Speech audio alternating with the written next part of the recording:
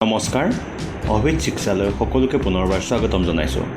আজি এই ভিডিঅ'টোৰ জৰিয়তে আমি এক সাধাৰণ তথা বৈজ্ঞানিকভাৱে ভিত্তি থকা এক কাৰ্য কৰিবলৈ গৈ আছোঁ, যি আপোনালোকক হয়তো বিজ্ঞানৰ প্ৰতি কিছু পৰিমাণে হ'লেও আগ্ৰহী কৰি তুলিব। কাৰ্যটোৰ বাবে আমাক প্ৰয়োজন 10ৰ পৰা 12টা গজালৰ।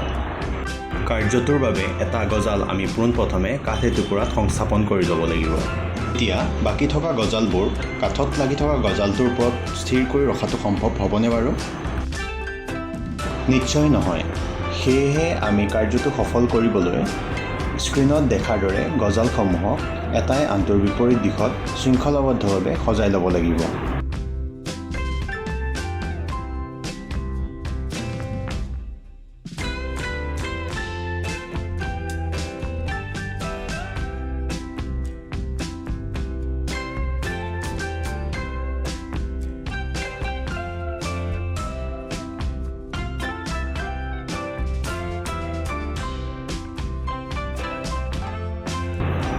এইবাৰ আমি গজালৰ গোটেই সজ্জাটোক এইদৰে উঠাই কাঠত লাগি থকা গজালটোৰ ওপৰত ৰাখিবলৈ চেষ্টা কৰিম।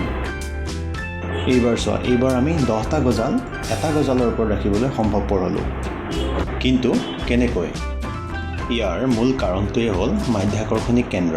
দুয়োকাষে ওলমি থকা গজালবোৰে আচলতে গোটেই ব্যৱস্থাটোৰ ভাৰসাম্যতা ৰক্ষা কৰি ৰাখিছে, যাৰ ফলত বস্তুটোৰ সকলো ওজন বস্তুটোৰ ওপৰত এটা বিন্দুত কেন্দ্ৰীভূত হৈ আছে।